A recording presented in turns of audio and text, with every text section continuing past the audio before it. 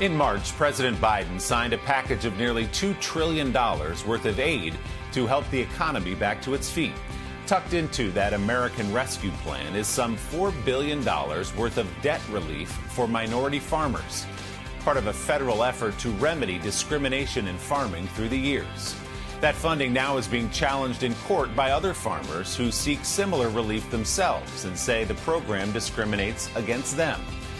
Even if the legal matter is settled, many black farmers face another hurdle, the requirement to prove they own their land.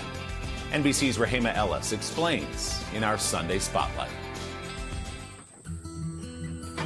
In Wiggum, Georgia, Spencer Hunter has history in this ground. Could you ever imagine this land not being in your family? Hell no, I couldn't. I really couldn't imagine that. Unimaginable because he says his family has farmed here since the late 1800s. And what's planted here? These are peanuts. His grandfather chose to work the land as a sharecropper, unlike his enslaved ancestors who had no choice. And he worked to get this. Yes. To earn the money to actually buy the land. That's exactly right. That he worked as a sharecropper. Yes. It brings tears to your eyes. Oh, yeah, because it means something. It means a lot. A love of farming shared by many freed slaves and their descendants explains why in 1910 there were 218,000 black farmers, but recent census figures show a dramatic decline to just 16,000. There are many reasons for the decline, including generations of racial discrimination, violence, and land theft in the Jim Crow South. The head of the Department of Agriculture has even acknowledged its own long history of discrimination towards farmers of color. So I'll go ahead and schedule your heirs property intake. A history that a group of young law interns is working to change. Lack of documentation, another reason blacks are losing their farms. Regardless of the documentation, regardless of how hard we have to fight, we must continue to fight for land because this is important. Land is power, land is legacy. This summer, they're part of a new coalition called LEAP, a partnership with John Deere, the National Black Growers Council, and the Thurgood Marshall College Fund.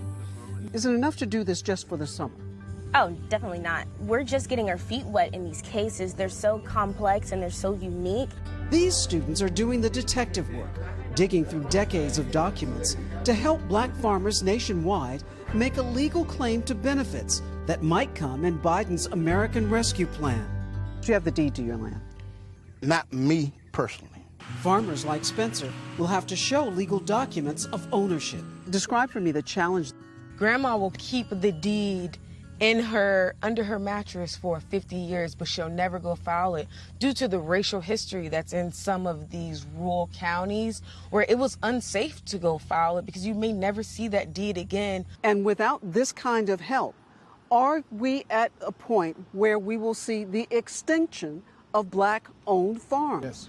We will not only see an extension of black-owned farms, agriculture is going to change, family farmers are going to change. With deep roots in the ground. I work as hard as I can.